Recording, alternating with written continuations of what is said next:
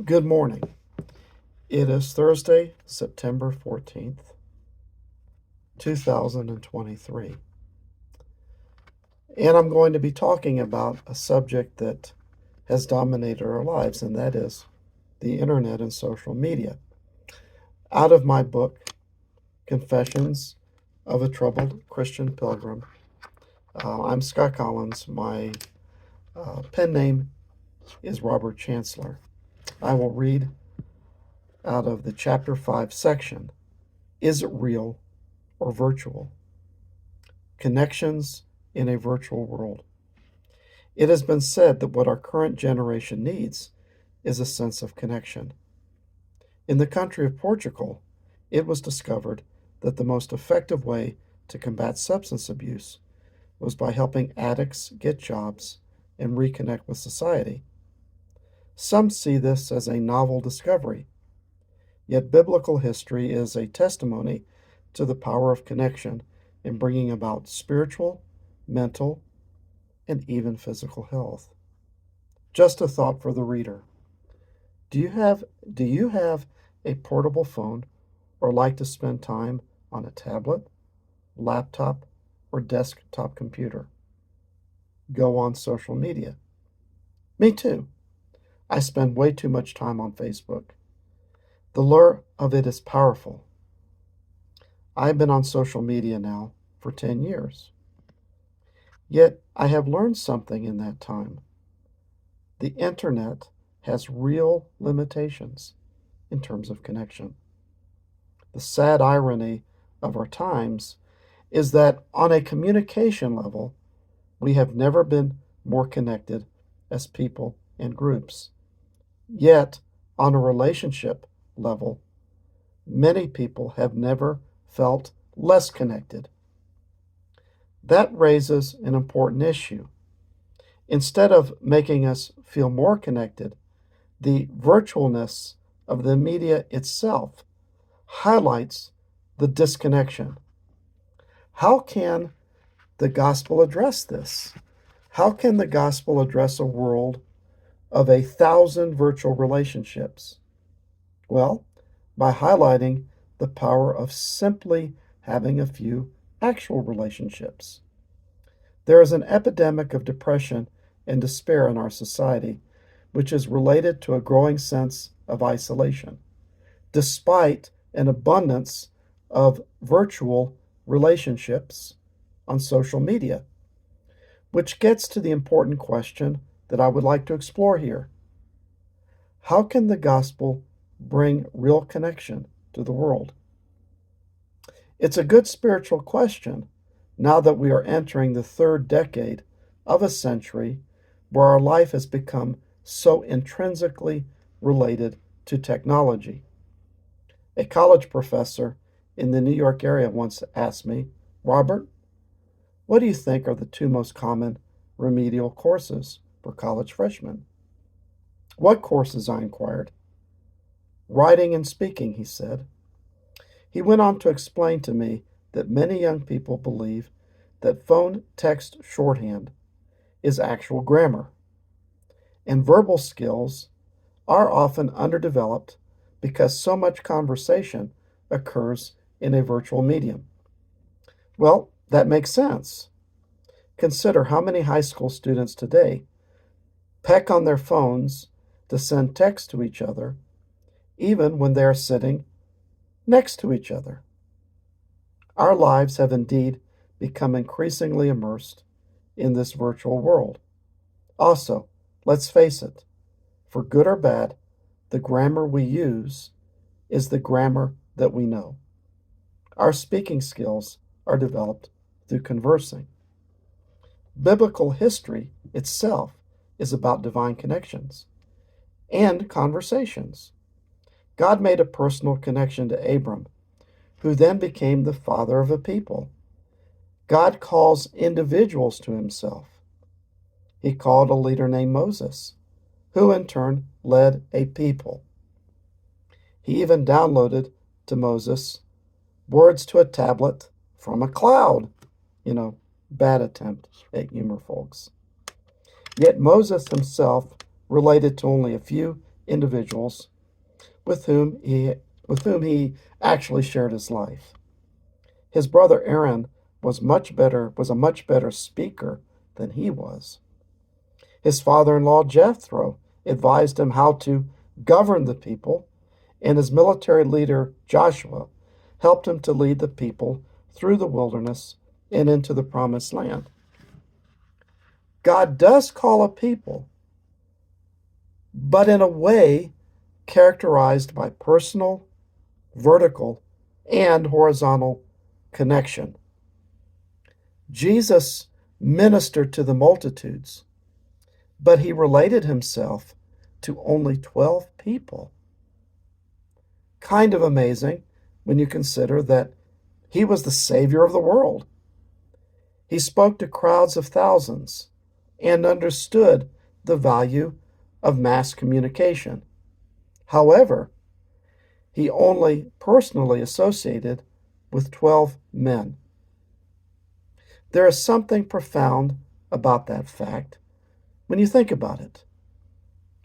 There were many who needed to hear from him, who would benefit from his touch, his healing power, his counsel. But in the end, his most important ministry was investing himself in that 12. And one of them would even be a very large disappointment. Jesus understood the importance of making real connections. We read in the Gospel of John, "I've told you these things for a purpose, that my joy might be your joy, and your joy wholly mature. This is my command. Love one another the way I loved you." This is the very best way to love. Put your life on the line for your friends. You are my friends when you do the things I command you. I'm no longer calling you servants, because servants don't understand what their master is thinking and planning.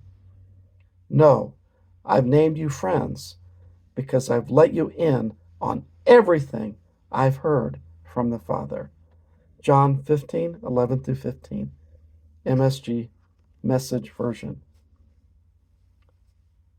As an aside, the virtualness of social media has also led to something called cyberbullying.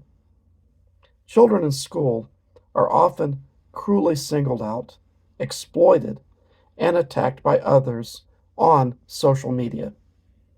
Some victims end up taking their own lives. Very tragic. The anonymity of the media fosters a mob mentality, reminding one of the cruel mob that called out for the crucifixion of the Lord. Mobs can be brazened and unrestrained. As someone who has spent time on social media, I have seen how cruel people can be towards each other because of the virtualness of the media and the mob-like anonymity that it provides. We are not hurting a real person we can imagine or rationalize, just a phantom in a virtual world. Yet, none of us are phantoms, and the effects of such cruelty are not confined to the virtual world. A few years ago, there was even a story about a football player from Notre Dame, Monty Teo, who fell in love with a girl on social media, only to discover that the entire relationship had been a well-orchestrated scam. Jesus was never a coward, the way people can be in the virtual world. He called people hypocrites and vipers to their face, and it's because they deserved it. He also never criticized anyone without offering helpful and healing counsel along with it. Yet, as a leader and a teacher, he related to his disciples in the most personal and kindest of ways. Rabbis or teachers typically call their students servants or slaves. It is in this context that Jesus said in John 15:15, NLT, I no longer call you servants, because a master doesn't confide in his slaves. Now you are my friends, since I've told you everything the Father told me. Relationships are vital. The personal relationships you have are vital. Those relationships are tangible and real. The gospel itself is lived out in such tangible ways. I had to take a hiatus from Facebook just so that I could finish this book that I'm reading. The mental energies that social media drains from us often far exceeds any benefits we receive from it. However, if you are a social media person, like me, you might consider cutting your time on it in half and invest more of it in the people you can physically spend time with. You could also choose a day where you take a Sabbath or day of rest from social media. Have I been saying that our relationship with technology is altogether bad? No. I say this especially to the younger readers. The one or two good friends you have a real relationship with are worth 100 virtual ones. God created us for relationships and connection. Reconnecting to small but real groups of people is the antidote, I believe, to the illusory world of virtual relationships. Our new virtual reality does open us up to the world in amazing ways. Even this podcast is an example of that. And it can be used to strengthen our tangible relationships and even establish others. But one thing I am certain of, it is not a substitute for the same. We need tangible relationships for our spiritual, emotional, and psychological health. God created us to be in relationship with Him and with others. I can tell you, as someone who has spent a good deal of my life being lonely, the few good relationships I have had sustained me in ways I cannot begin to explain to you. Do I keep up with those relationships on Facebook? You bet I do. But those relationships were not forged there. God has hopefully blessed you with tangible relationships with people you feel a connection to. That is a blessing beyond words. That is a real life investment. Continue to cultivate those investments and don't allow the virtual world to impinge upon those vital personal relationships. Ironically, as I finish this book, the coronavirus quarantine, this was a couple of years back, folks, when I finished, has many of us relying on communications technology more than ever before. We are having meetings online, conducting business online, and attending worship services online. I recently participated in a Good Friday service online.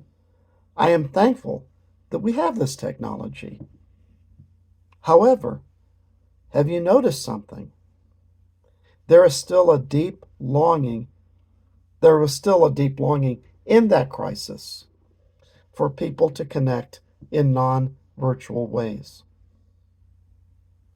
During that time, members of a church in Kentucky showed up for an outdoor service in their cars. The local police fined them $500 a car.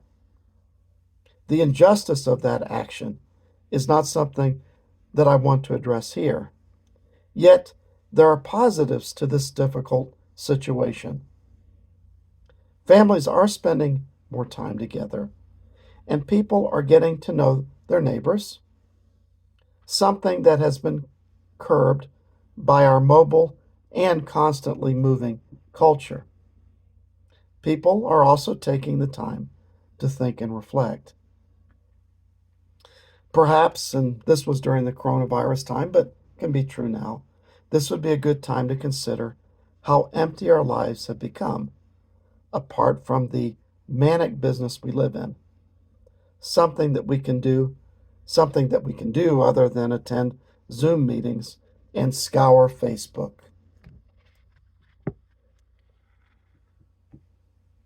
Like the time Jesus spent with the 12 disciples, the time you spend with your Christian friends, family, neighbors, and mentors is the time when you will make the most lasting impact on your life and their lives. Perhaps some of you younger readers can be those things to someone else in the future.